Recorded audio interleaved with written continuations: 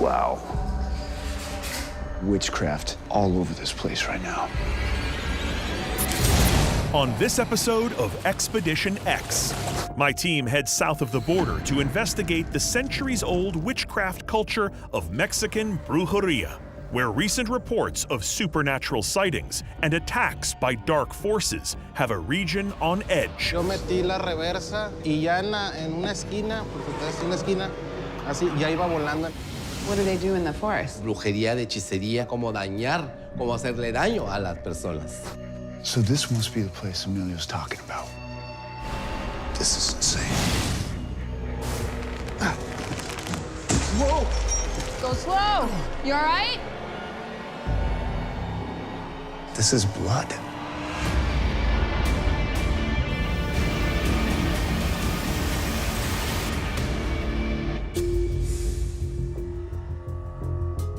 If I were to say to you names like Sabrina, Maleficent, Glinda, I would be talking about... High school ex-girlfriends. Yes, Maleficent left me at that senior prom. No, Jess! Witches. Witches, yes, witches. And that is what today's case is all about. Witches, witchcraft, particularly in Mexico. Brujeria. Yes, that is exactly right, Phil. That's what they call it. Witchcraft's always been a major part of the culture in Mexico. Yeah, we're talking spells, we're talking curses, we're talking magic.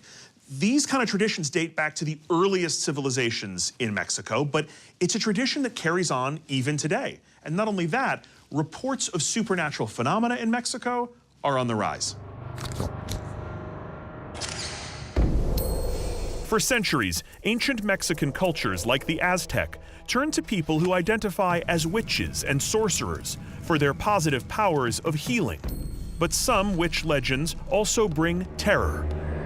Like the Tlahuelpuchi, who are said to be part witch and part vampire, drinking the blood of infants for nourishment. 1519, the Spanish arrive in Mexico to begin their bloody conquest. Those thought to be witches are burned at the stake. And practitioners of witchcraft move into the shadows for fear of persecution. During this time, Africans are brought as slaves to Latin America, with their own unique beliefs in mysticism. These different cultures mix and even absorb aspects of Catholicism. This exotic blended form of religion ultimately becomes known as brujeria, the Spanish word for witchcraft. Far from being seen as evil, people from all over Mexico seek out brujeria healers when modern medicine fails them. But there are legends of a darker form of this witchcraft, and encounters with this more sinister type of magic have become widespread in Mexico. Los habitantes de una ciudad están atemorizados ante lo que parece ser el ataque de unos extraños seres que muchos aseguran. Now, a senior police officer in Monterrey has come forward with a terrifying encounter with what he believes was a malevolent witch. Vestida de negro, así con plumas. Entonces me hago para atrás, me meto otra vez al cuarto donde estaba y de este lado al cerrar la puerta venía otra. And this footage of what is purportedly a witch flying across the mountains makes national headlines. And there are many viral videos documenting alleged acts of sinister witchcraft. Míralo, míralo, ahí está. Skeptics say these videos are nothing but elaborate hoaxes. Believers maintain that these dark practices are on the rise. Which begs the question, is this the season of the witch?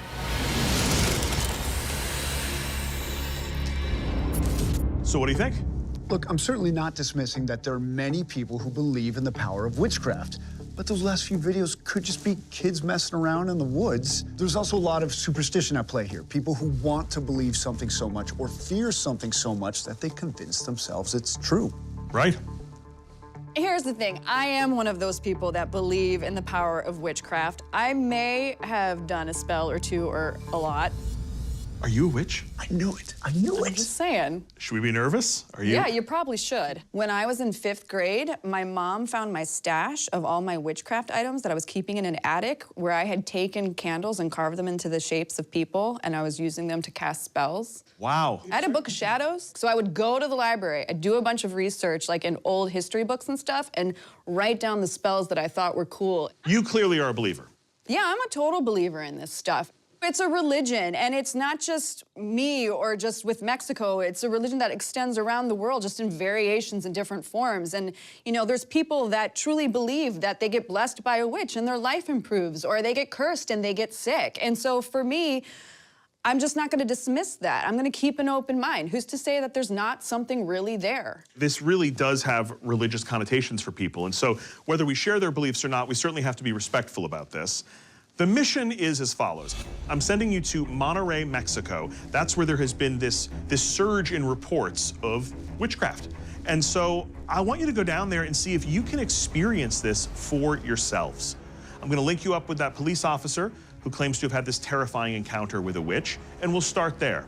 You know, but can you separate fact from fiction? Is there anything to this? Can it all be dismissed?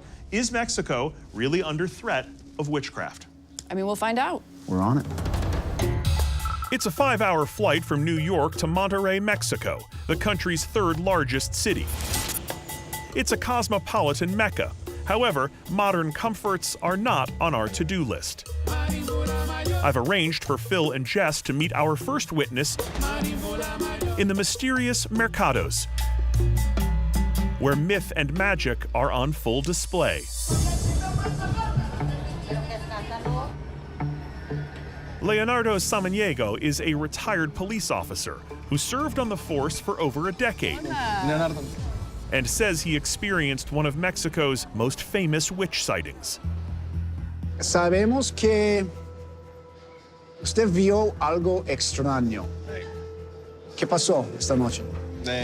Vi una persona vestida de negro que parece una bruja. Una bruja, seguro. Sí. Can you tell us the story? Entonces, ¿qué pasó? Me tocó turno nocturno en la policía. I'm a police officer here, and I was working the night shift one night. It was about 3 in the morning. I saw what I thought was a trash bag hanging up in a tree. But then it fell down to the street. And that's when I saw arms sticking out of it. And it was just hovering in the air. Its back was facing me at first, but then I turned on my sirens. And it turned around to look at me. Then I shined my brights on it, and it came rushing towards me. So I put the car in reverse, then it started flying at me. I was scared to death. Vestida de negro. I got on the radio and said there was a woman dressed in black approaching my car. The eyes were all black. It hit my windshield and pushed me into the other seat. What the heck? So then how did you get away? No sé. I had to be woken up when backup arrived at the scene. I don't know how long I was out. My commander woke me up, and my shirt was soaked in sweat. Brujas buenas y brujas malas. Este lado, bueno, aquí hay personas que se dedican a hacerlas limpias, o sea, quitar amarres. Since Leonardo's encounter, he's become a true believer in supernatural witchcraft. He's researched several locals who say that they're witches.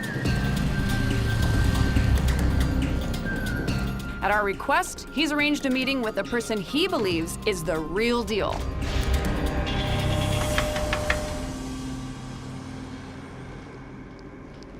Hola. Hola. Hola, Emilio. Pásale, papá. Gracias. We can go in.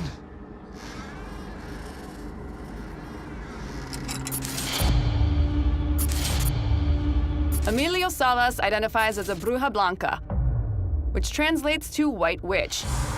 Emilio typically practices healing and medicinal spells. With all manner of symbols ranging from witchcraft to voodoo to Christianity, whatever you believe in, it can probably be found in his home. I know you practice white magic, but are there any witches that practice dark magic? Sí, aquí hay brujas también, o sea, de cómo manejan la magia negra. ¿Por qué aquí? Porque ellas, ahí es donde se manifiesta toda la energía en ese lugar de el bosque de las brujas. Hay un bosque de brujas. Hay un bosque de brujas. So what do they do in the forest? ¿Y qué pasa en ese bosque? Sus manifestaciones de brujería, de hechicería, cómo atrapar a una persona, cómo dañar, cómo hacerle daño a las personas. Acercarse a una persona por medio de animales, por medio volando. Padre de Dios, Hijo de Dios, Espíritu Santo. Emilio tells us where to find this forest of witches, but before we go, he gives us a protection spell. Arpa de platino, haz que la cubra todo lo divino. Que la fuerza y el poder esté contigo, dándote luz, dándote fuerza y dándote protección y liberación. And then a special chant that Emilio claims might allow us to conjure a dark witch. Just make sure to record it on her phone. Go. Por Are, por Pachá, por Caná, por Mayá, que son las palabras mágicas de gran poder y de gran valía que nos van a cubrir tanto de noche como de día. Perfect. The Forest of the Witches that Amelia points us to sits well beyond Monterrey's city limits. And once there, we have to traverse over 15 miles of rugged terrain. So we switch to a tougher set of wheels.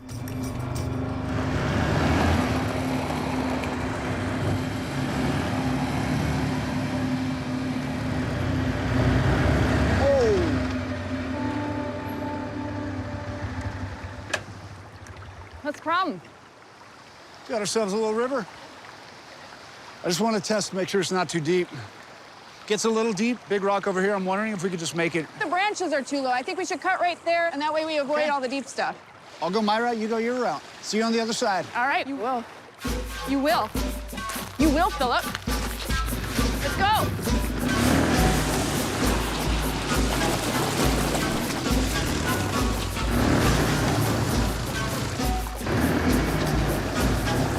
We're looking for structures deep inside the forest where dark magic is allegedly practiced. These structures lie far beyond the main trail, so we eventually have to ditch our ATVs and proceed the old-fashioned way, on foot. You know what this looks like to me, Jess? What? End of the road.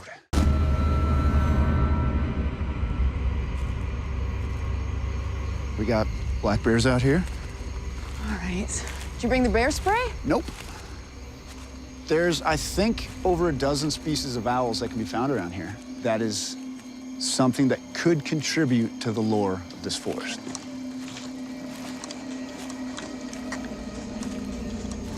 Oh. There we go. Look at this old structure. There's definitely stuff out here.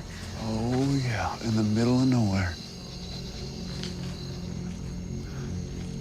Signs of old structures here, confirmed, but what kind of signs of witches would we be looking for? Sigils written somewhere on the walls or on the ground, signs of an offering, candles, pile of herbs, little mini shrine. Hey, look at that.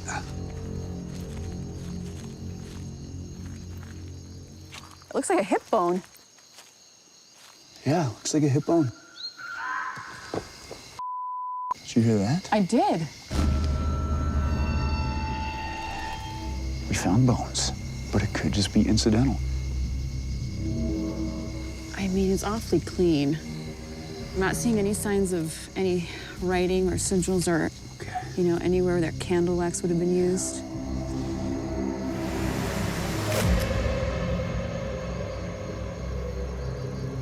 Okay.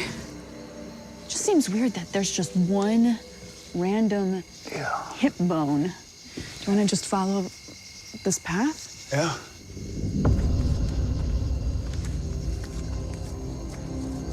All right, watch out. There's a bunch of spikes over here. All right. I'm not touching. Oh, check it out. Wow. So this must be the place Amelia was talking about.